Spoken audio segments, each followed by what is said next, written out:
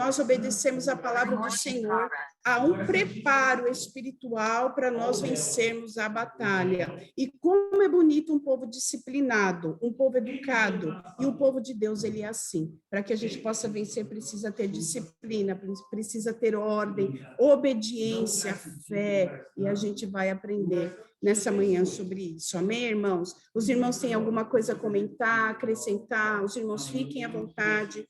Como eu disse, isso é muito importante para nós, para essa lição de hoje, que é uma lição muito prática, muito dinâmica. Amém, irmãos? Podem levantar as mãos e participar. Eu queria comentar que a irmã falou sobre a Bíblia, ela é muito presente entre hoje.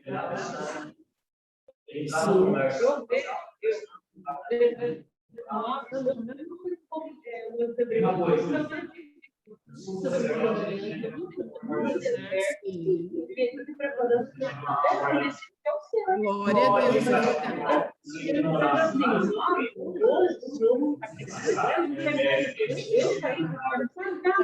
Glória a Deus. Eu estou me preparando para uma terra prometida. Glória a Deus. É verdade. Glória a Deus. Graças a Deus. Louvado seja Deus. Eu não sei se os irmãos conseguiram ouvir a irmã Roseli trazendo essa palavra para o nosso coração, irmãos. Ficou baixo, os irmãos? Ela trouxe, ela fez uma referência, irmãos, da palavra de Deus com a própria vida dela. Ela diz que a palavra se refere ao Egito, a uma caminhada, é um preparo para que ele chegasse a uma terra prometida. E da mesma forma, ela saiu do Egito, ela saiu de um mundo de idolatria, né, irmãos, diferente, para que ela pudesse aprender e caminhar com o Senhor até chegar à promessa de chegar ao céu, a salvação eterna. E ela coloca ainda o pastor, ela viu o pastor como uma figura do próprio Moisés, que vai ali ajudando ela a prosseguir. Então, isso é importante para nós, isso fortalece a nossa fé, isso nos anima, irmãos, e nós nos alegramos nessa manhã por isso. O comentarista traz como referência aqui dessa lição o texto em Gênesis, capítulo número 25. Nós vamos abrir a palavra, porque nós vamos acompanhando aqui na palavra a lição aqui que o comentarista trouxe para nós, através do Espírito Santo de Deus, essa manhã. Louvado seja Deus. Capítulo de Gênesis, a partir do verso de número 19. A partir do verso de número 19. Vai dizer assim, olha, a palavra do Senhor. E estas são as gerações de Isaque, filho de Abraão.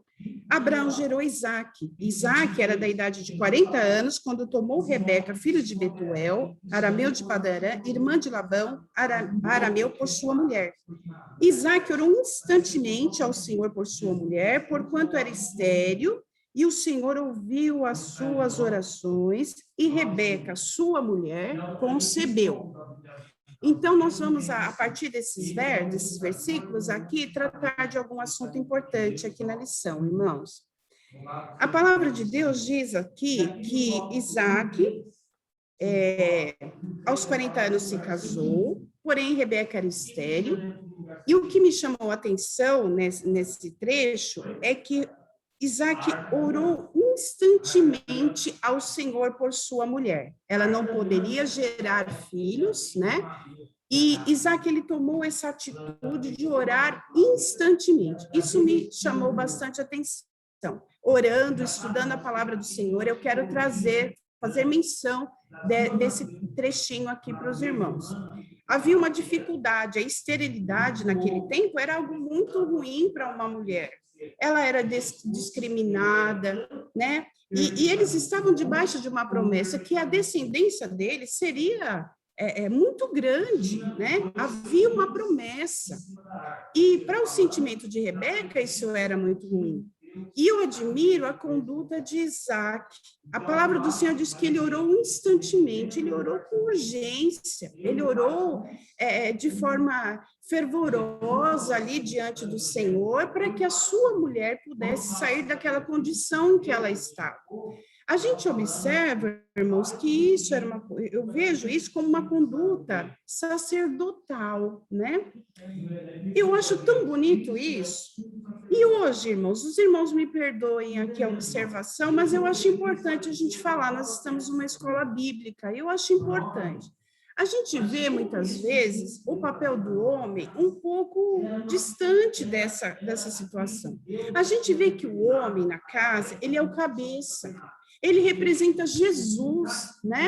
Então, nas dificuldades, nos problemas que existe na família, ele tem uma representação de sacerdote da casa. É certo, irmãos, que nós estamos vivendo uma era onde as mulheres estão alcançando na sociedade uma posição de muito respeito, né, de muita consideração, graças a Deus por isso, mas isso não faz com que o homem perca essa posição que ele tem de cabeça. Às vezes há uma inversão de valores. É certo que a mulher tem o seu papel fundamental na oração? Claro que sim, porque nós somos auxiliadoras, né? Existem trabalhos, inclusive, que nos favorecem na casa do Senhor. Aqui está a nossa irmã Graciete, mulher de oração. O círculo de oração da igreja, a mulher ora bastante, mas é importante que o homem não perca essa noção do seu papel sacerdotal dentro da família. Eu me sinto muito segura com meu esposo, graças a Deus, porque ele é um homem de oração. Irmãos, as minhas necessidades, as minhas dificuldades, ele está aqui, ele sabe disso. Eu me ajoelho diante dele e falo, me unge.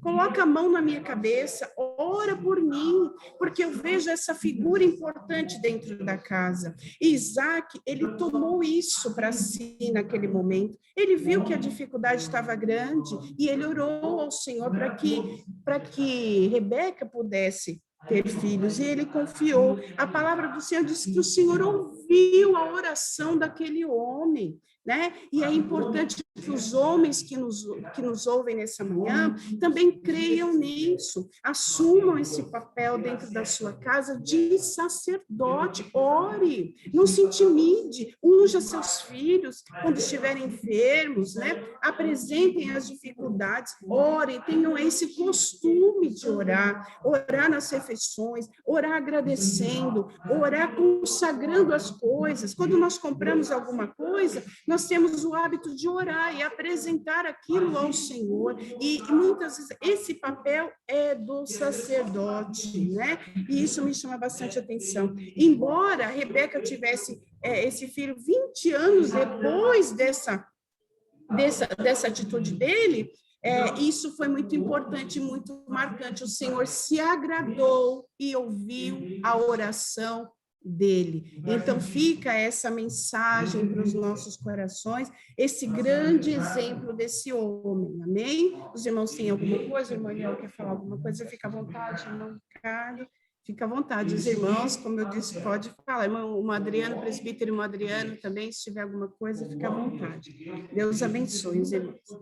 E aqui fala que Rebeca engravidou, né?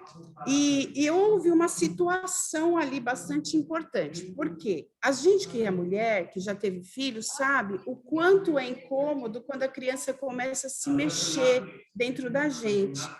Não há posição confortável, a gente senta, dói, não tem conforto para dormir, porque a criança começa a empurrar nossas costelas, os órgãos do nosso corpo, comprimir tudo que está aqui dentro, e a gente sente um incômodo muito grande. Eu fico imaginando Rebeca naquela situação, porque haviam gêmeos, né? E eles não estavam se mexendo simplesmente, havia uma luta dentro dela, havia uma luta muito grande, e naquela época não tinha ultrassom, não tinha nem obstetra, nem ginecologista que pudesse dar uma orientação para ela, e ela se angustiou naquele momento. Muitas vezes, irmãos, há uma luta interna dentro de nós, ela não conseguia compreender o que estava acontecendo. Imagine a situação daquela mulher. Não é diferente conosco. Muitas vezes as lutas são internas, irmãos, internas. Nós sentimos grande aflição, nós sentimos um aperto no coração, até o nosso corpo muda, porque é uma luta travada, e ela sentiu isso dentro dela, mas ela foi ao Senhor, e ela orou ao Senhor e disse: Senhor, o que está acontecendo? Se isso é assim, por que sou assim, né? E foi perguntar ao Senhor aquilo que a afligia. Então, irmãos, fica mais uma observação nessa lição importante para nós essa manhã. Quando nós estamos afligidos por algum sentimento, alguma luta que está aqui dentro, interna, nos invade, nos incomoda, e muitas vezes a gente não sabe a origem, o que está acontecendo exatamente, por que essa luta está acontecendo. Existe um Deus que tem resposta para o nosso coração. Nós precisamos descansar, né, nos braços desse Deus. Ele tem resposta para as nossas dúvidas, para as nossas aflições, para aquilo que muitas vezes nos traz angústias, nos traz aflições internas, e o Senhor prontamente respondeu a ela, tirou aquela dúvida dela e disse: olha, dentro de ti tem duas nações, olha só, não era gerar simplesmente dois filhos gêmeos, né? Eu não sei se ela tinha a dimensão que ela estava gerando dois, não tinha como ela imaginar, né? Ela só sentiu incômodo, mas o Senhor esclareceu para ela. Nessa manhã, o Senhor esclarece situações das nossas vidas, irmãos. Nada fica obscuro, nada fica duvidoso diante dos nossos olhos quando nós temos um Deus tão poderoso. E ele disse que ela estava gerando duas nações no ventre e dois povos que se dividiriam. O mais forte seria dominado pelo mais novo, pelo mais fraco, né? E o maior serviria ao menor. E isso se confirma na palavra de Deus. Eu quero ler aqui em Gênesis, capítulo de número 36, verso de número 8, né? Porque de Esaú descendeu os edomitas, né? Ele gerou a nação de Edom. Diz aqui, olha, portanto, Esaú habitou nas montanhas de Seir, e Esaú é Edom. Então, eles eram um povo que habitavam nas montanhas, e eles eram hostis, eles eram guerreiros, robustos, impetuosos, orgulhosos, né? E eles habitavam 36, verso de número 8, irmã Roseli. Gênesis 36, verso de número 8, que diz: Esaú é Edom, né? Então, gerou essa nação de Edom aí. E eles habitavam nas montanhas, e por esse motivo, eles se sentiam invencíveis. Mas nós vamos ao longo aqui da palavra do Senhor, principalmente ali nos profetas menores, que fala das consequências deste povo, de como o Senhor se irou contra eles. E de Israel, de Jacó gerou Israel. Então, essa palavra, essa elucidação que Deus trouxe a Rebeca, se confirmou ali. O Senhor revelou para ela o que iria acontecer. Duas nações estavam ali sendo geradas dentro do ventre dela. Que o Senhor venha nos esclarecer, irmãos, aquilo que nós temos gerado, né? Situações futuras, para que nós possamos nos preparar nesse sentido. Louvado seja o nome do Senhor. Deus revela a ela. E quando essas crianças nascem, nós sabemos, muitas vezes, isso já foi aqui comentado em lições diferentes aqui, de como foi a conduta desses pais, como que eles agiram quando nasceram essas crianças. O Senhor já tinha dito que haveria uma rivalidade entre eles, mas essa rivalidade ela foi muito reforçada pela conduta do pai e da mãe, porque a palavra do Senhor diz que Rebeca, ela preferia Jacó, e Isaac, ele tinha uma preferência por Esaú, né? E isso foi trazendo ao longo da caminhada deles uma preferência. E eu fiquei bastante, assim, impressionada com uma pregação que eu ouvi do reverendo Hernandes Dias Lopes, e ele fez uma referência, e depois eu fui na Bíblia averiguar isso, e tem lógica. Ele fala que Jacó, quando ele saiu de casa, ele não era uma criança, ele tinha mais de 70 anos de idade. Então, eu comecei a observar, irmãos, que quando a gente vê, quando ele vai para o Egito, ele morre com 147 anos de idade, né? Você vai fazendo o cálculo direitinho, isso tem uma lógica. Então, nós observamos, irmãos, que esse Jacó, ele foi muito, vamos dizer, talvez mimado por Rebeca, né? Ela tinha uma preferência por ele, já era um homem. Hoje, nos nossos dias, a gente pode dizer que ele já era até uma pessoa idosa, mas ele teve uma preferência, Isaac por Esaú. E nós precisamos aqui fazer referência a isso, que isso às vezes pode causar alguns danos nas famílias. Nós precisamos ter esse cuidado, trazer alguns prejuízos no caráter dos nossos filhos. Jamais a gente pode ter preferência de um filho em detrimento ao outro. Nós precisamos ter esse sentimento que são os nossos filhos. E tudo aquilo que nós sentimos, a gente precisa demonstrar com igualdade, com serenidade.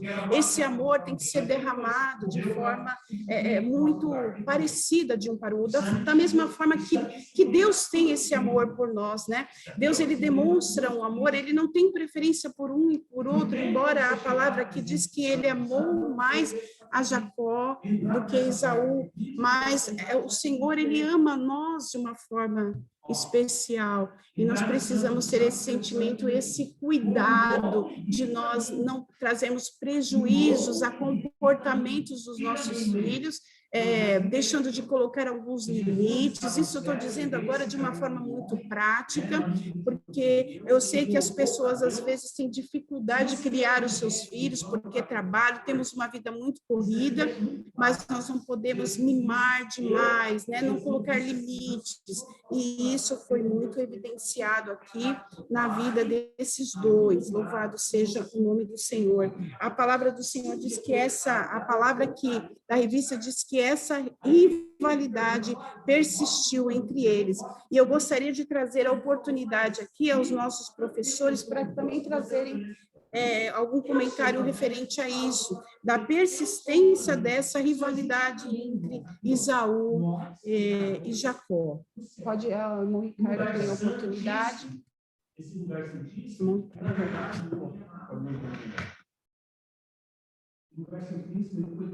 Olha aqui. Acho que é melhor que o microfone fica mais perto. Amém. Pode ser, irmãos. Ficou com dois sons aí ou tá legal o som? Tá bom. Tá certo. Irmãos, Pai do Senhor, Pai do seu povo, estão aqui.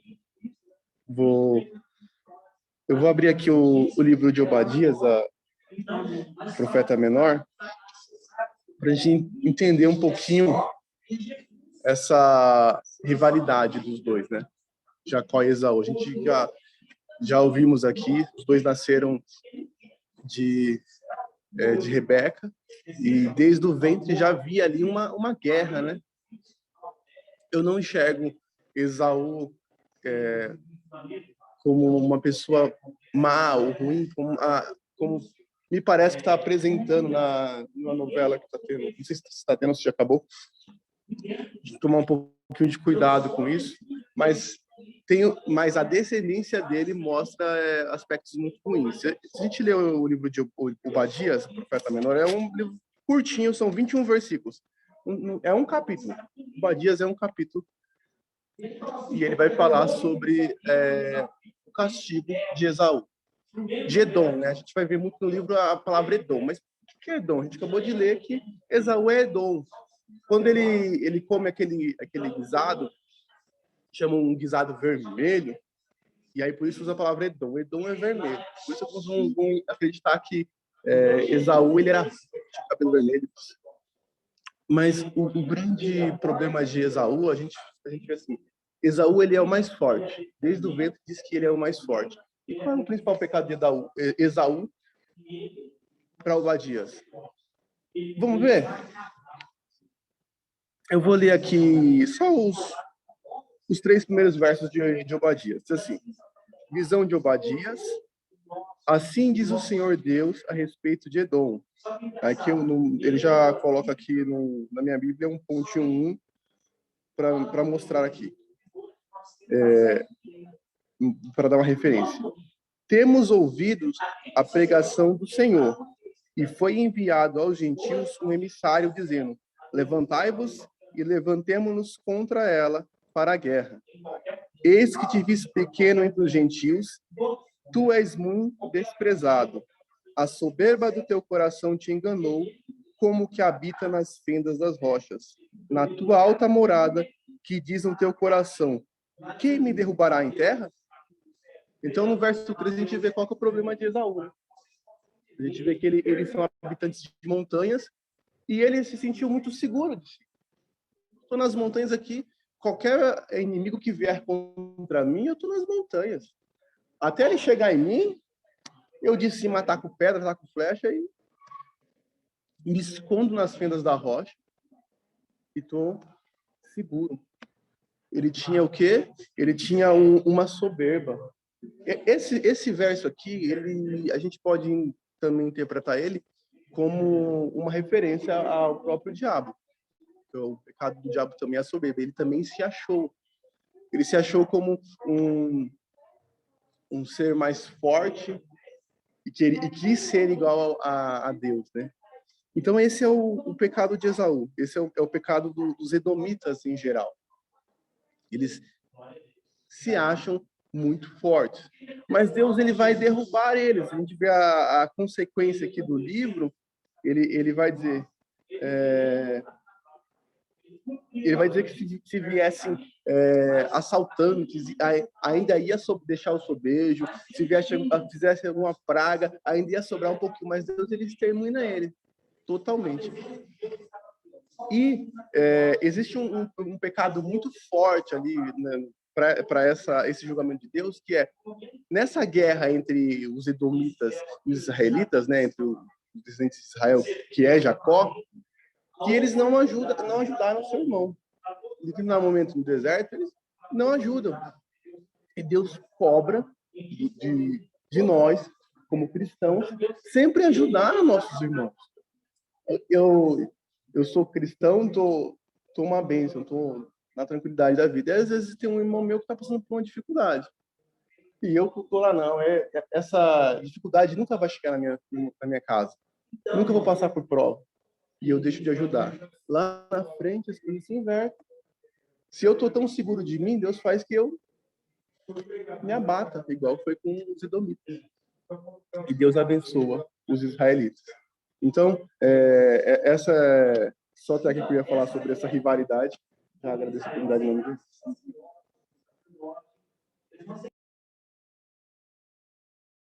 Trouxe aqui uma contribuição bem significativa, né?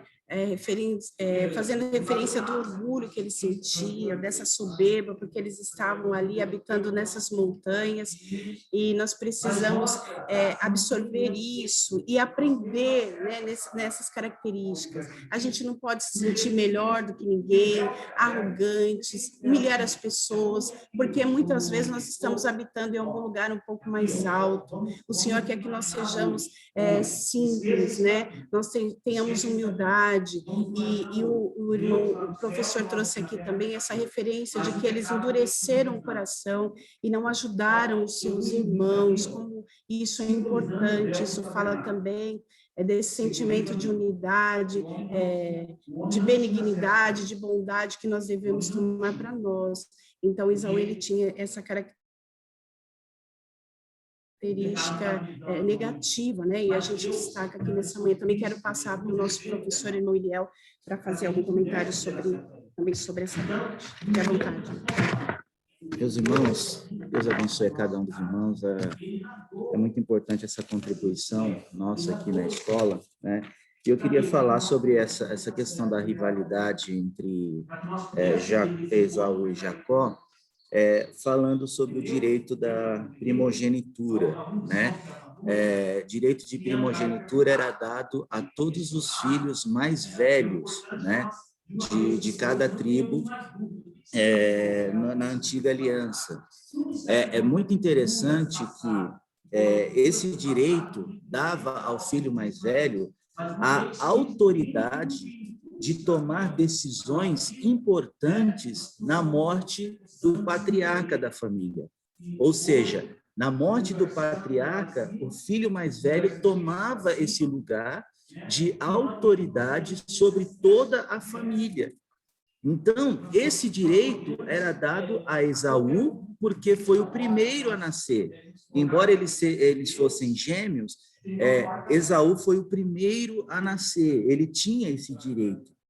E muitos questionam a questão da astúcia de Jacó, lá no capítulo 29, quando Jacó oferece um prato de um guisado, né, de lentilha para Esaú, tomando ali a primogenitura de Esaú, mas o que eu vejo aqui é o desprezo de Esaú com a bênção que ele tinha em relação ao direito de ser o primeiro, de ser o direito à primogenitura, né? A Bíblia diz que Jesus é o primogênito dos mortos, né? Então, que Jesus tem autoridade. Isso significa que Jesus foi o primeiro a ressuscitar, então ele tem autoridade sobre toda a criação. Então, independente da atitude de Jacó em oferecer ali, de uma forma até desleal, né, ao seu irmão, em vulnerabilidade, que estava com fome, que estava cansado, é muito bom ressaltar aqui que Esaú rejeitou esse direito primeiro. Ele rejeitou. Então, cabe para nós aqui um pensamento de que nós não podemos rejeitar a bênção de Deus sobre as nossas vidas. Muitas pessoas reclamam de algumas coisas que acontecem, mas são elas que abrem mão do direito que elas têm, que Deus um dia proporcionou para elas. Que nós não possamos abrir mão da bênção de Deus na nossa vida. Muitas pessoas perdem a bênção e perdem a oportunidade porque simplesmente jogam fora aquilo que é por direito dele. Quando Jacó vai conversar com o seu pai, quando Jacó vai conversar com Isaac, uma conversa ali até muito interessante, né? Porque Rebeca, que articula tudo, que faz toda essa articulação, né? Pega o casaco de Esaú, coloca em Jacó, prepara um guisado muito especial para Isaac, dá para ele, né? Jacó leva para Isaac. Só que a gente vê que quando Jacó chega à presença de Isaac, o texto vai dizer que Isaac fala assim: os pelos é de Esaú, mas a voz é de Jacó. Quem é que está falando comigo? Por quê? Porque o pai conhece a voz do filho. Glória a Deus, né? Irmão, o pai conhece a voz do seu filho. Não tem como nós tentarmos enganar a Deus, e enganar aquele que nos criou, porque o pai conhece a voz. Só de alguém me ligar, eu posso tentar adivinhar a voz da pessoa. A pessoa o número nem pode estar ali gravado, mas se o irmão Ricardo me ligar, eu vou reconhecer a voz do irmão Ricardo. Então, o que me faz entender que Isaac também, na sua velhice, tinha ali, estava acontecendo. Porque os pelos, a mão dos pelos é de Esaú, mas a voz é de Jacó. E o que eu vou levar em consideração? O que eu estou tocando ou o que eu estou ouvindo? Então, isso é muito interessante, porque fala sobre sensibilidade espiritual. É interessante porque fala sobre nós temos sensibilidade espiritual, irmãos. Então, eu não quero me alongar muito, mas deixar para os irmãos essa reflexão de que nós não podemos jogar fora aquilo que é por direito nosso, né? Muitas pessoas perdem a bênção porque elas mesmas acabam perdendo, dando vazão para que essa bênção seja perdida. Então, nós precisamos ter esta noção de que aquilo que Deus nos deu, nós devemos segurar com todas as forças. Independente se estiver passando fome no deserto, independente se estiver passando a pior luta do mundo, nós não podemos abrir mão disso. O que Deus nos deu por direito é nosso, nós não podemos desprezar. Amém? Louvado seja Deus. Muito obrigada, professor, nosso irmão Eliel. Realmente, né, irmãos, a gente precisa dar valor. Eu quero fazer uma leitura bíblica aqui, em referência a essa palavra que o nosso professor irmão Eliel trouxe. Está no livro do escritor aos Hebreus, capítulo de número 12, e verso de número 16, aqui reforçando aquilo que ele disse. Hebreus 12, verso 16, que vai dizer assim, olha, e ninguém seja fornicário ou profano como Esaú, porque por um manjar vendeu o seu direito de primogenitura. Porque bem sabeis que, querendo ele ainda depois herdar a bênção, foi rejeitado, porque não achou lugar de arrependimento, ainda que com lágrimas o buscou. Então, a palavra compara essa atitude de Esaú como ele sendo fornicário, um profano, né? Ele não deu o devido valor àquilo que Deus havia lhe concedido. Por isso, nós precisamos realmente nos valorizar tudo aquilo que o Senhor nos dá. Eu me lembro da palavra de domingo passado, meu pastor pregou para que nós não troquemos ou não vendemos o azeite, algo precioso que Deus nos concede. Nós precisamos ter temor a isso. Hoje em dia as pessoas têm trocado um lugar de privilégio por muitas coisas vãs, por manjares, por situações pequenas. E isso traz consequências para a vida de cada um de nós. A palavra aqui no verso 16 diz que mesmo ele querendo depois herdar a bênção, ele não achou lugar de arrependimento, né?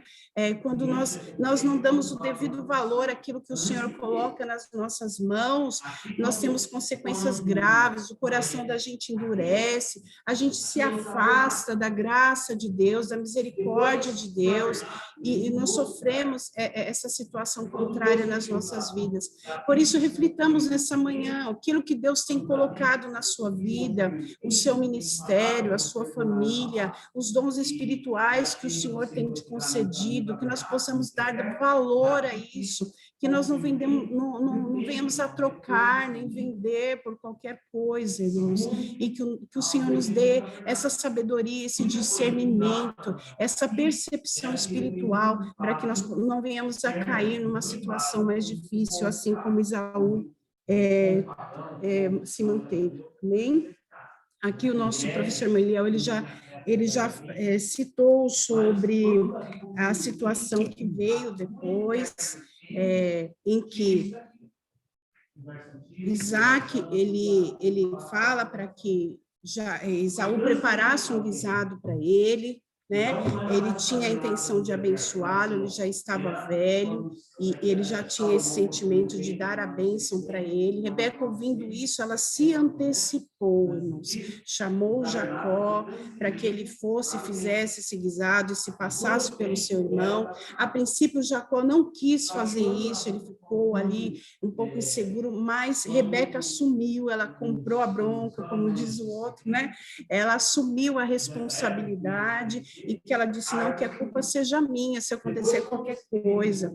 E eles estavam debaixo de promessa. O Senhor já havia feito promessa a Abraão, a Isaac, e eles estavam debaixo de promessa.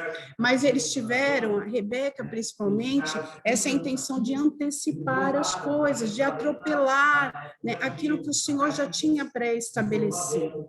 E nós precisamos tomar atenção nisso, nós precisamos tomar cuidado nessas atitudes. Nós estamos, sim, debaixo de grandes promessas, mas, como disse ontem a palavra, os seus irmãos prestaram bastante atenção ao tempo certo para cada situação acontecer. Nós não precisamos, muitas vezes, irmãos, usar de maneira ilícita, de maneira que não condiz com a verdade, com a palavra de Deus, para tomar posse daquilo que o Senhor nos prometeu. O Senhor tem o tempo certo, tem a maneira certa, tem a forma certa de nós agirmos e alcançarmos a sua promessa, né? E a gente observa isso. E ali, como bem disse nosso irmão Eliel, quando Jacó chega ao seu pai, o seu pai, ele sente ali algo diferente, né?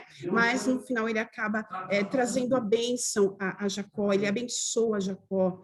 E Esaú, quando chega com aquele guisado, e ali desvendado toda aquela situação, Jacó fica ali meio confuso, mas ele diz que já abençoou, né? Jacó, e ele fica muito irado com aquilo. E eu vejo essa angústia em Esaú em pedir a bênção, né, em suplicar a bênção, mas a bênção já tinha sido dada a Jacó, né? É algo irrevogável, não tinha como ele voltar atrás naquilo, não tinha. Então, nós precisamos também, irmãos, aprendemos na quarta-feira que o Senhor tem nos falado de uma forma tão bonita, por isso que às vezes eu fico citando situações que nós vamos vivendo durante a semana. O Senhor nos ensinou sobre a bênção, no culto de ensino. Quem pôde ouvir, irmã Graciete estava aqui, o que é a bênção, irmãos? O que ela significa para a vida da gente. E o pastor disse que o significado de bênção é felicidade, é prosperidade, é fonte. Isso é muito importante. Jacó, ele abençoou ali, Isaac abençoou Jacó. Isso é muito importante. Isso me faz lembrar também da importância de nós abençoarmos os nossos filhos. A gente observa pessoas que muitas vezes, ao invés de trazer palavras de bênção, esses dias eu ouvi, o meu filho é terrível, o meu filho é danado, o meu filho é isso, é aquilo, e isso vai trazendo algo muito negativo para os nossos filhos. É tempo de nós tomarmos posse daquilo que Deus tem nos ensinado. Quarta-feira, irmãos, foi muito linda a palavra de Deus aqui nesta casa. O ensino da palavra, Salmo 24, diz aquele que recebe a bênção de Deus, né? O limpo de coração. Então, nós precisamos aprender isso, irmãos, e termos essa prática de abençoar. E isso foi muito significativo na vida de Jacó, e ainda que Esaú quisesse depois, ele não conseguiu, porque mesmo chorando, não houve sinceridade no seu coração. Mas uma coisa que aconteceu, ele ficou tão revoltado que ele disse que mataria o seu irmão após a morte do seu pai. Então, aqui no 1.3, diz aqui a troca de papéis, né, que houve, gerou-se um conflito muito grande. Então, Rebeca e Jacó, eles orientam, Rebeca e Isaac, perdão, eles orientam Jacó a ir para Padã Arã, na casa do seu tio Labão, para que ele pudesse se desvencilhar daquela grande ameaça de morte ali que a ira de Esaú estava acendida naquele momento. E eu observo a palavra de Deus, irmãos, que Jacó, ele obedece, né? Ele ouve atentamente a voz do seu pai, e o seu pai diz assim, olha, não tomes mulher entre as filhas de Canaã. Ele faz essa referência, ele dá essa orientação ao seu filho, levante-te, vai até Padã Arã, a casa do seu tio, lá toma uma mulher. E aí ele mais uma vez abençoa, e o Deus Todo-Poderoso te abençoe. Isso está em Gênesis, é descrito em Gênesis, capítulo de número 28.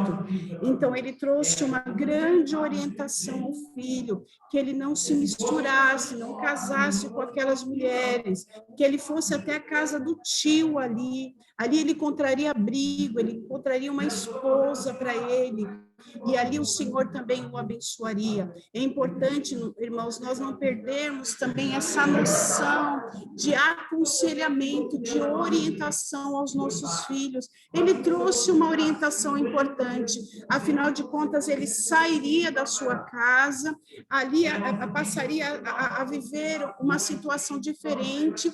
Durante muitos anos, ele ficou ao lado da sua mãe, tendo cuidado, o amparo ali da sua mãe. Agora ele sairia, ele teria que viver uma vida de amadurecimento, de transformação, e o seu pai traz essa referência: olha, não se mistura, não se casa com essas mulheres.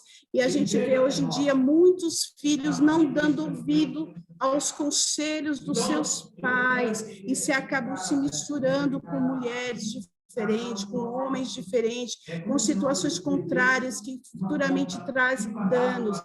A gente vê ali já uma conduta de obediência. A palavra do Senhor diz que ele obedeceu aos seus pais, e ele fez exatamente isso, que foi orientado debaixo da bênção dos pais e da bênção de Deus. E no caminho ali, a palavra aqui na nossa lição, no tópico 2, ele traz o título de uma nova etapa. No caminho ali, ele estava sentindo medo do seu irmão, mas ele para descansar, e ele toma para si uma pedra ali, uma pedra para se deitar e dormir, né? Essa pedra, irmãos, para mim, ela tem uma simbologia como um fundamento, como uma construção. Começava ali um novo tempo na vida de Jacó. Ele toma aquela pedra, ele se deita e ele tem um sonho.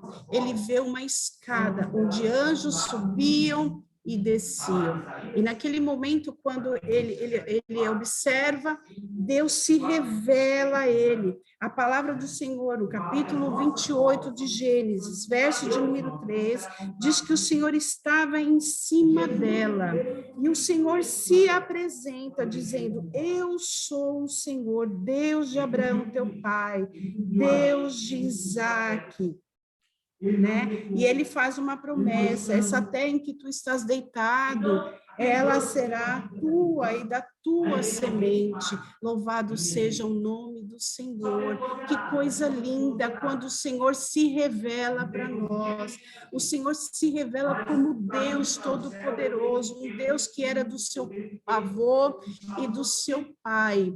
E ali, quando ele observa aquilo, ele diz que, na verdade, o Senhor está neste lugar e eu não sabia. Ele se dá conta que Deus está presente ali naquele lugar e que ele não sabia. Muitas vezes nós estamos assim. Jacó, ele precisava de uma grande transformação, mas o Senhor já começava a se revelar para ele como um Deus poderoso, um Deus que faz promessas, um Deus que abençoa, que cuida, que provê, e ele começa a ter a noção de que Deus está presente. Quantas vezes as pessoas não percebem, né, irmã Graciete, que Deus está presente, que Deus está no meio, e aí a pessoa se dá conta, né, Deus está aqui e eu não sabia. E quando ele se deu conta, ele colocou o nome daquele lugar de Betel, casa de Deus. Ele pegou aquela pedra, colocou como uma coluna, como um marco, um símbolo, derramou ali, consagrou aquele lugar como casa de Deus. Louvado seja o nome do Senhor. No verso 17 diz assim: quão terrível é este lugar, este não é outro lugar senão a casa de Deus. Louvado seja o nome do Senhor.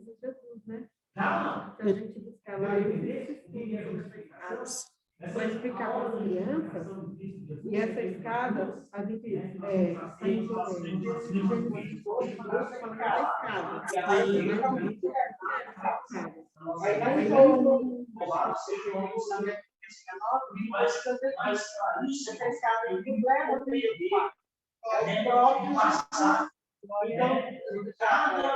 a escada se revelou, Jesus se revelou na forma que através dele que pegaria a Deus, a pele, o pé, a escada de Deus, e a escada de Deus. Muito obrigada. A irmã Rosana aqui, os irmãos, não sei se os irmãos ouviram, ela fez um estudo em que essa escada simboliza Jesus, né? Ela foi trazer uma aula para as crianças e que Jesus é o caminho, né? Que leva à salvação. Observem que o Senhor, quando ele se apresenta, ele fala que é o Deus de Abraão, de Isaac, não fala ainda que é Deus de Jacó. Jacó, ele precisava ainda passar por um processo de transformação, um verdadeiro encontro com o Senhor, mas ali o Senhor já se revelava para ele, e ele começou a entender que o Senhor estava presente ali. E me chama muita atenção que Jacó, ele fez um voto ao Senhor. Ele fala assim, olha, se o Senhor for comigo, se me guardar, se o Senhor estiver com ele, andasse com ele, a presença de Deus estivesse com ele, se houvesse provisão de Deus, ele pede alimento, se também ele tivesse proteção do Senhor e em paz tornasse a trazê-lo de volta, ele serviria ao Senhor, né? Diz assim, olha, essa pedra, no verso 22, te tenho posto por coluna da casa de Deus, e de tudo que me deres, certamente darei o dízimo. Ele entregaria ao Senhor a sua oferta, ele se renderia em gratidão a Deus por tudo que o Senhor havia feito com ele. E a partir daquele momento, então, ele vai se dirigir a Padã Arã, mas com um novo perfil, ele já tinha tido esse contato com Deus naquele lugar, né? Ele já tinha, como disse a nossa irmã Rosana aqui, visto essa escada, esse caminho que o levaria à salvação, debaixo de uma grande promessa e de um voto e um compromisso com Deus. Amém? Eu gostaria também de ouvir os nossos professores aqui fazerem um comentário. Fica à vontade, Daniela. Irmãos, eu só queria mencionar aqui a questão da saída de Jacó, da sua terra, da terra de seus pais, né? E nos parece muito com a história de Abraão, né? É interessante como as histórias se encontram na sua semelhança, e Deus se revela, interessante que Deus se revela para Jacó quando ele sai da saia, da barra da sua mãe e do conforto que o seu pai te dava. Nos faz entender que Deus, às vezes, nos faz mudar de alguns ambientes para tratar conosco. Isso é muito importante. Às vezes, acontecem algumas mudanças nas nossas vidas e nós nos desesperamos, mas é Deus mexendo em nós para que Ele consiga se revelar nas nossas vidas. Então, a mudança na vida do crente, ela não é algo ruim. Ela é como se fosse uma preparação de Deus para nós, para que Ele se revele mais para nós. Porque às vezes nós estamos muito acomodados, nós estamos muito debaixo da saia da mãe, do pai, do pastor, do profeta, da igreja, né? E aí Deus tem que mexer em algumas coisas para que aquele tempo que era preenchido com essas pessoas seja preenchido apenas com Deus. É por isso que às vezes Deus trata conosco sós.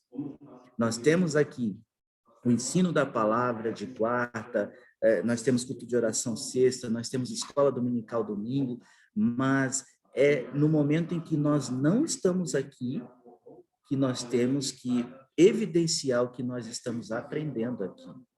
É quando nós não estamos aqui é que Deus quer se revelar para nós. Não é aqui.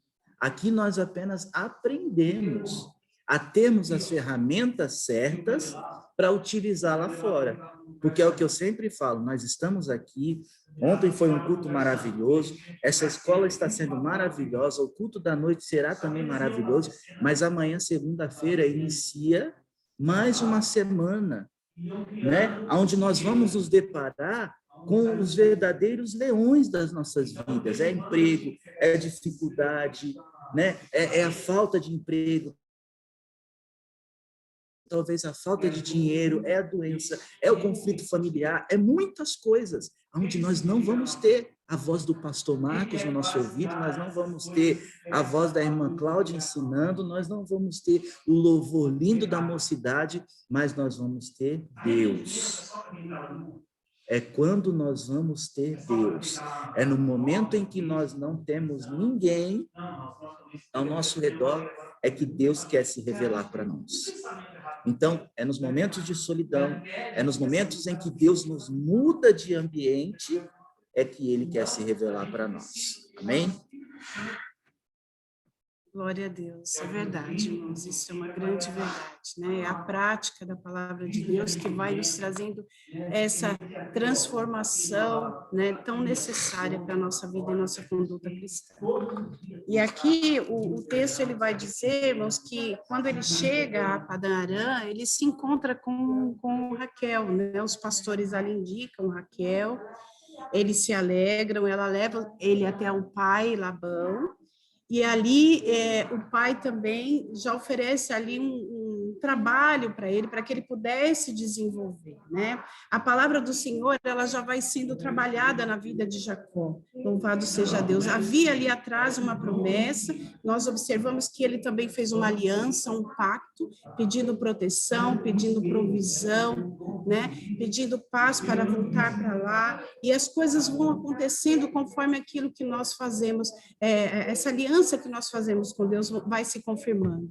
E ali, então, Labão, ele oferece um salário para ele, mas ele se dispõe a trabalhar naquele né, trabalho ali que é oferecido a ele, por amor, né? Ele pede que é dada a Raquel a ele em casamento, que Labão a dê em casamento para ele. Então, aqui o comentarista, ele faz essa observação do servir por amor, né? A gente vê que lá no início, como ele foi, assim, ousado, né? Ele quis a primogenitura, ali fazendo um guisado, ele quis fazer uma troca cara, mas dessa vez, Deus já começa a trabalhar no coração dele, o sentimento dele já começa a ser quebrantado, e é importante a gente observar como isso é válido para a nossa vida, irmãos. Muitas vezes a gente tem atitude de querer fazer alguma coisa somente por interesse, por algum tipo de ambição, né? A gente quer vislumbrar lá na frente algum retorno, mas ele quis exercer aquele trabalho por amor. Eram 7 anos que foram pré-estabelecidos para ele trabalhar por amor. Parece que é pouco, irmãos, mas você imagine você trabalhar, se dedicar aquele trabalho, se esforçar naquilo, não é fácil. Todos querem receber uma recompensa imediata. A gente quer trabalhar um mês e já quer receber o nosso salário, né? Mas ele trabalhou 7 anos ali, pensando naquela esposa, naquela mulher, Imagina o sentimento de Raquel também, em contrapartida, o que ela sentiu em retorno disso, né? E nós precisamos ter esse sentimento. Muitas vezes nós não queremos trabalhar por amor, a gente quer que a recompensa ela venha de imediato, nós queremos que o retorno venha de imediato, mas eu creio que Deus está trabalhando nos nossos corações através dessa lição, dessa conduta, para que nós possamos ter a sabedoria de entregar o nosso melhor para Deus, fazer as coisas com amor mesmo, com dedicação. E quando nós fazemos isso com amor, como é agradável, como é bom, e o retorno, irmãos, embora a gente não receba em pecúnia pecúnia ou em alguma coisa material, muitas vezes, mas o retorno é espiritual. Nós sentimos algo muito bom da parte de Deus quando nós fazemos alguma coisa sem um interesse, por amor, né? É claro que ele queria se casar com Rebeca, mas a dedicação dele foi extraordinária nesse sentido, e isso me faz pensar imediatamente na obra de Deus. Nós precisamos pessoas que voluntariamente se apresentem a exercer a obra de Deus por amor ao Senhor, por amor à salvação que Deus nos entregou, pelo perdão dos nossos pecados, por nós estarmos vivos, pela gratidão que o Senhor nos concede. É um privilégio fazer isso por amor. Muitas das vezes as pessoas, já houve críticas nos meus ouvidos, dizendo assim, não, mas você tem que ir lá, é como se fosse uma obrigação. Mas, irmãos, eu quero dizer para vocês que eu sinto tanta alegria em estar aqui nas manhãs de domingo, na escola dominical, o meu coração se enche de amor. Eu quero confessar a vocês que às vezes eu me sinto constrangida, porque eu sei que tem pessoas muito capacitadas para estar aqui, dando aula para vocês, mas o meu coração, ele queima de amor em estar aqui, porque é como se eu ofertasse o meu dízimo da semana, dizendo, Senhor, eu te apresento, né, por amor aqui, aquilo que o Senhor me dá um pouco de inteligência, sabedoria, capacidade, eu quero te ofertar, né, como prova do meu amor, e isso foi feito. E nós sabemos que ele trabalhou ainda e ao final desses 7 anos, quando se casa ainda, ele não recebe Raquel como esposa, ele recebe Léa, né? Causou uma certa frustração, ele vai à presença do sogro, reivindicando aquele compromisso que havia sido feito, e o sogro traz uma justificativa da cultura deles, que teria que ser a mais velha, a se casar primeiro, antes da mais nova. E aí ele faz uma outra oferta, dizendo, olha, trabalha mais 7, que aí você vai ter Raquel, como você deseja. E ele se dispôs a isso, irmãos. Eu não vi ele reclamar nesse momento dessa condição que foi imposta. E isso me faz pensar sobre ministério, irmãos. Quando eu li esse texto, veio o meu coração. Às vezes a gente trabalha galgando, pensando numa posição ministerial. E, às vezes, essa posição, a gente trabalha anos e anos e anos, a gente pensa em galgar. E, muitas vezes, no momento em que para a gente, agora vai acontecer, o Senhor fala, não, espera mais um pouquinho, trabalha mais 7 anos, se prepara mais um pouquinho, se esforça mais, dedica mais o seu amor, que no momento certo você vai ter. E aos 14 anos ele recebeu aquilo que ele tanto queria, que era Raquel. A palavra do Senhor diz que ele amou mais Raquel do que Léa. Quando nós recebemos debaixo de tanto amor, de tanta dedicação, nós damos mais valor. O valor que ele dedicou a Raquel foi muito maior, porque ele teve um esforço muito maior, uma dedicação muito maior.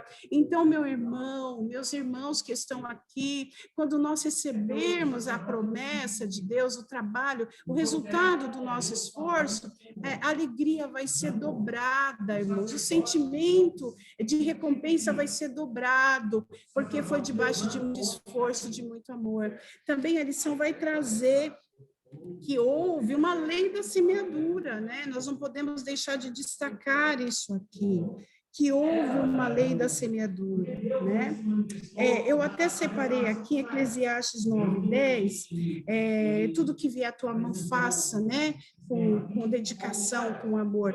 Mas como o tempo está indo muito rápido, eu quero passar aqui para a lei da semeadura, que vai dizer o seguinte, que por ele ter enganado ali os seus pais, o seu pai no passado, por ele não ter esperado o tempo de Deus, né? Ele usou meios ilícitos para conseguir a bênção, o direito da primogenitura. Nesse momento agora em que acontece essa situação desse casamento com Léa, ele recebeu também, ele foi enganado pelo seu sogro, e isso é uma verdade, tudo aquilo que o homem plantar, isso ele vai colher. Nós temos que ter esse cuidado, esse discernimento, de nós atentarmos para a vontade soberana de Deus, Deus, para obedecermos a palavra, os princípios de Deus, o tempo determinado por Deus, para que a gente não tome uma atitude contrária, porque lá na frente a consequência certamente ela virá. Mas foi uma grande lição para Jacó, eu tenho certeza que ele aprendeu, mesmo quando nós sofremos alguma situação em que Deus quer nos corrigir, a gente colhe algo que a gente não quer, mas é fruto de uma situação anterior, né, que nós plantamos. Nós temos o privilégio de aprender com o Senhor, e Jacó aprendeu com o Senhor. Né? Agora nós vamos aqui entrar, irmãos, no tópico de número 3, e eu quero bastante a participação dos nossos irmãos. Primeiro, o irmão Ricardo, falando assim desse encontro que Jacó teve com o Senhor, ali no Val de Jaboque, né?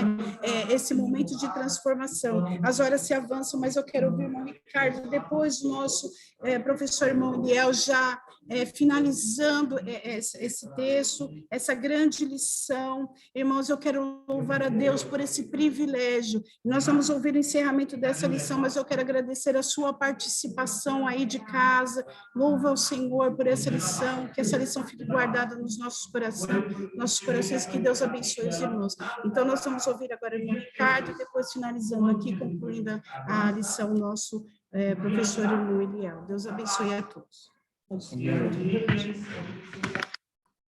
Tá melhor. Bom, eu vou ser bem breve aqui. Essa lição é maravilhosa. A história de Jacó uma das grandes histórias bíblicas aí para nossa vida. Hoje o Miguel está aqui porque há pouco tempo ele leu a história de Jacó. E aí Glória a Deus. Seja bem-vindo. Ele até falou ontem comigo sobre a história que Jacó lutou com Deus. Aí eu falei assim, você leu isso aí? Então amanhã vai falar sobre Jacó. Então vamos vir. E aí eu perguntei hoje, mas você quer vir? Ele falou, eu quero. Porque a história de Jacó, ela realmente ela é linda.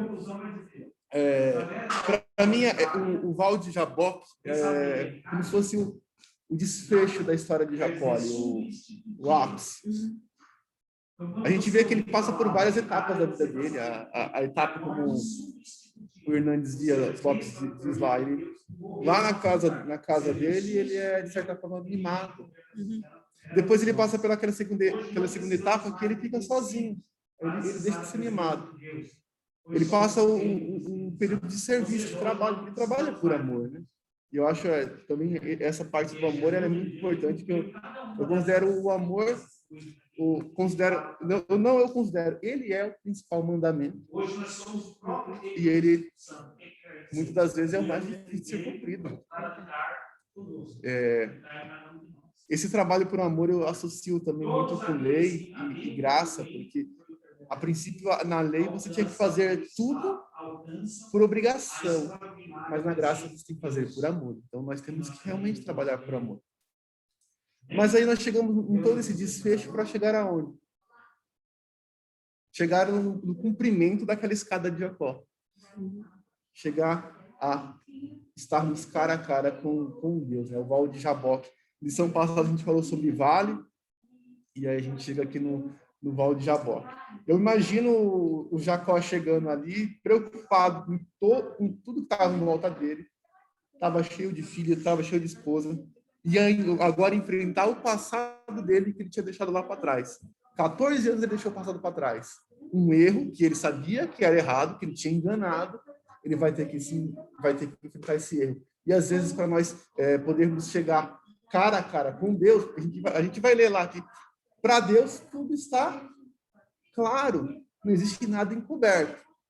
E para ele se chegar a Deus, ele ia ter que enfrentar esse passado de erros dele. E aí a gente vai encontrar nesse Val de Jaboque, esse encontro de Jacó com o seu passado e com Deus. Dali ele vai sair transformado, né? Como ele vai dizer, que ele vai sair andando diferente. Eu já agradeço a oportunidade, vou deixar o... Amém, meus irmãos. Que Deus abençoe. Particularmente, eu ficaria aqui até umas 2 horas da tarde discorrendo sobre a vida de Jacó. Mas, infelizmente, o tempo não nos permite, né?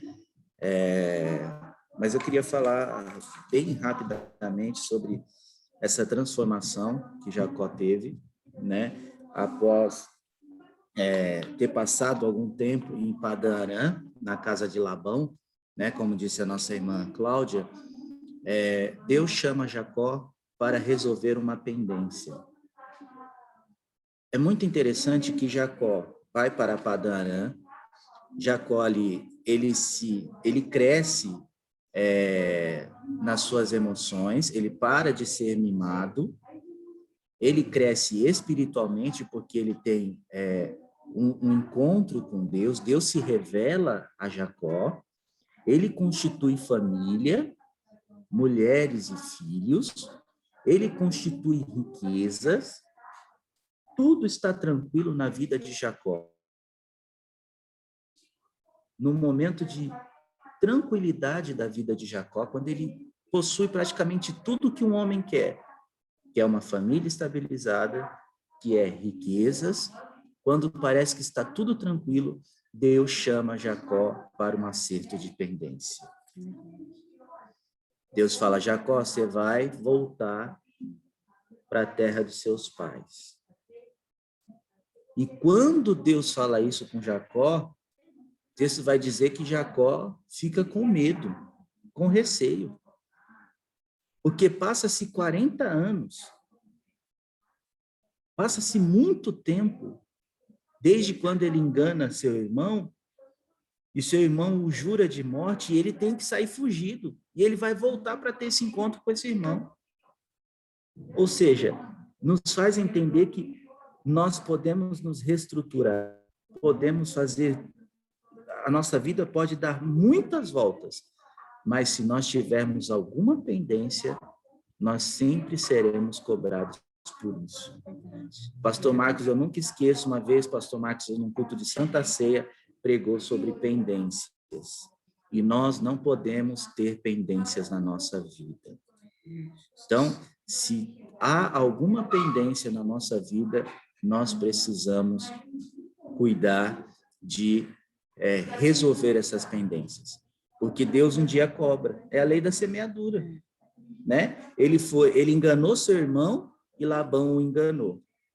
Ele teve toda a situação da sua vida, mas Deus manda ele voltar para resolver a pendência com seu irmão. E aí, ao voltar, antes de encontrar com Esaú, Jacó tem um encontro com Deus. Glória a Deus. Aleluia. Olha que coisa maravilhosa. Antes de encontrar com Esaú, Jacó se encontra com Deus. Porque aquela pendência não era só com Esaú, era uma pendência também com Deus. Então, ele passa o Val de Jaboque, e como bem disse o pastor Silas, Val não é vale, né? Há uma diferença aí de vale e val. Então, ele passa, a Bíblia diz que ele passa o Val de Jaboque e tem ali um encontro com o anjo. E luta a noite inteira com o anjo. E aí, quando termina essa luta, quando termina essa batalha, que é uma batalha espiritual, tá? Ele tem essa luta, o anjo fala, deixe-me ir, porque já a alva descia, já a alva está aí, né? Amanhã já rompeu. E o anjo fala, e o anjo vira-se para ele e diz, mas qual é o seu nome? Essa pergunta remete Jacó a voltar 40 anos atrás, quando seu pai também fez essa pergunta para ele. Quando Isaac pergunta qual é o seu nome, ele fala, meu nome é Esaú. Mas 40 anos depois, quando o anjo faz essa mesma pergunta, eu imagino o filme passando sobre a mente de Jacó. E ele diz, meu nome é Jacó. Ou seja, ele reconheceu que ele havia mudado. O caráter dele havia mudado. E ao mentir há 40 anos atrás, agora ele não mente. Ele fala, meu nome é Jacó. E o anjo fala, não chamarás mais Jacó, mas Israel, porque lutaste com Deus e prevalecestes. Irmãos, que lição maravilhosa. Que lição maravilhosa nós aprendemos com isso, tá? Ao lutar com o anjo, ele prevalece, porque, na verdade, aquela luta com o anjo, eu entendo também como uma luta com ele mesmo. Nós temos lutas espirituais, internas, que é conosco mesmo. Nós achamos que a nossa luta é contra tantas outras coisas, mas, às vezes, as nossas lutas são contra nós mesmos, contra o nosso ego, contra o nosso eu. E ali Jacó tem essa luta. E ele é transformado por Deus através desta luta, tá? Irmãos, que sejamos transformados pelo Senhor e que tenhamos encontros reais com o Senhor, como Jacó assim o teve, tá? Que Deus abençoe os irmãos, perdoe-nos o horário. A gente vai falando, né, irmã Cláudia?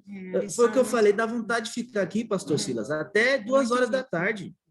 Dá vontade de fazer um intensivão aqui, ficar até 2 horas da tarde, irmão Ney. Abrir o microfone para todo mundo falar um pouquinho, porque realmente quando a gente começa a falar, esmiuçar a palavra de Deus, é uma coisa muito maravilhosa, tá? Então, mas nós temos que encerrar, tá? E pedindo perdão aos irmãos pelo horário, mas é uma lição muito preciosa. Eu saio daqui muito feliz, porque nós aprendemos coisas aqui muito especiais nesta manhã. Amém? Eu queria pedir para que o pastor Silas fizesse a oração final. Tá bom, pastor Silas? Se quiser falar alguma coisa e também fazer a oração final. Paz do Senhor Jesus, irmão Eliel. Eu espero que todos estejam me ouvindo aí e eu quero, primeiramente, parabenizar todos vocês. Foi uma aula abençoada, vocês aí com vontade de falar e eu aqui com vontade de estar aí. Falar um pouquinho também. O irmão Ricardo fez uma participação muito importante, lendo o livro de Obadias, falando ali onde estava realmente o povo de Edom e pela sua soberba. E há alguns estudiosos que dizem que na época em que Israel foi invadido por Nabucodonosor, Edom se alegrou e até saqueou Israel também. Então veja como se tornou aí os descendentes de Esaú. Irmãos, eu sei que o horário já passou, só quero destacar um ponto. Quando falamos de Esaú, o tema do nosso trimestre é triunfando sobre as batalhas da vida. Quero deixar um ponto de reflexão. Esaú perdeu o direito de primogenitura porque ele foi vencido pelo cansaço. Se vocês observarem o texto bíblico, lá em Gênesis capítulo 25, no versículo 30, quando ele volta da sua caça infrutífera e o irmão dele oferece o prato de guisado lá para ele, ele diz assim, e disse Esaú a Jacó, deixa-me, peço, comer este guisado vermelho, porque estou cansado. Meus irmãos, nós não podemos passar por cima disso. Nós também, quando saímos à batalha, saímos para o trabalho, e muitas vezes o nosso trabalho é infrutífero, nós não temos sucesso. Muitas vezes nós podemos também ser vencidos pelo cansaço. Essa expressão de Esaú, para mim, é tremenda e eu aprendo muito. Que nenhum de nós seja vencido pelo cansaço quando nós estivermos lutando, quando nós estivermos no campo de batalha. É importantíssima essa lição. E quando os irmãos estavam falando, eu estava aqui, Senhor, eu não vou pedir para falar, mas se no final eu puder falar pelo menos isso. Irmãos, o tema do trimestre é triunfando sobre as batalhas da vida. Então, eu quero dizer e ministrar sobre a vida dos irmãos, fortalecimento, que o cansaço não nos vença, que o cansaço não ganhe a batalha, mas que o Senhor venha fortalecer a cada um de nós, para que nós não sejamos vencidos pelo cansaço. Amém. É importante nós falarmos sobre isso, irmão. Nós não estamos aqui para pichar Esaú. Ele estava cansado. Que o Senhor Deus nos guarde e não que nós não sejamos vencidos pelo cansaço. Só dá para eu falar isso. Não vou falar do tempo de amor que Jacó serviu, da luta de Jacó com Deus, da mudança de caráter que Deus fez na vida de Esaú, de Jacó. Não vai dar para falar. Jacó enganou, mas foi enganado. A Bíblia diz que os homens maus e enganadores irão de mal a pior, enganando e sendo enganados. Ele foi enganado pelo seu sogro, o salário dele foi mudado 10 vezes, irmão, 10 vezes. Esse homem passou também na moinha de Deus e Deus formou o caráter dele. Meus irmãos, vamos orar. Deus abençoe aos irmãos professores, irmão Ricardo, irmão Eliel e irmã Cláudia, pela excelente ministração. Esse formato de 3 irmãos estarem aí na frente, 3, 2, é excepcional. Excepcional. Tanto é que se a gente deixasse, ia assim até 2 horas falando dessa lição mais uma vez. Irmã Isabel, Deus abençoe, que Deus continue te dando esse sorriso lindo aí, viu? Amém. Vamos orar e agradecer ao Senhor. Deus abençoe pelo privilégio, pela oportunidade que me deram de pelo menos falar um tiquinho assim, tá bom? Vamos orar então. Senhor Deus, bendito e poderoso, nós te agradecemos, meu Senhor Deus, por mais esta oportunidade, por este dia que o Senhor tem nos dado na tua presença. Muito obrigado, Senhor, pelas preciosas lições que aprendemos nesta manhã. Senhor, através, ó Pai querido, da vida de Jacó. Senhor, meu Deus, abençoa a vida de cada um dos teus filhos. Fortalece-os para que eles não sejam vencidos pelo cansaço, quando estiverem batalhando, lutando, meu Senhor Deus. No nome de Jesus, abençoa a tua igreja.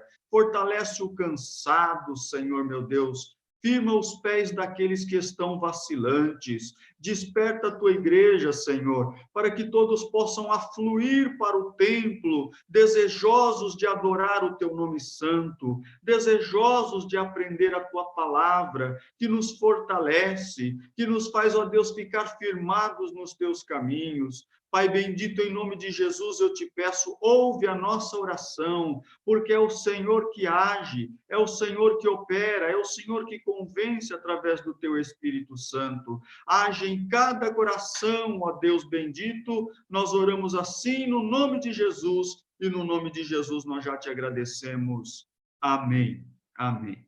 Deus abençoe, queridos. Fiquem com a paz do Senhor Jesus, que Deus os abençoe.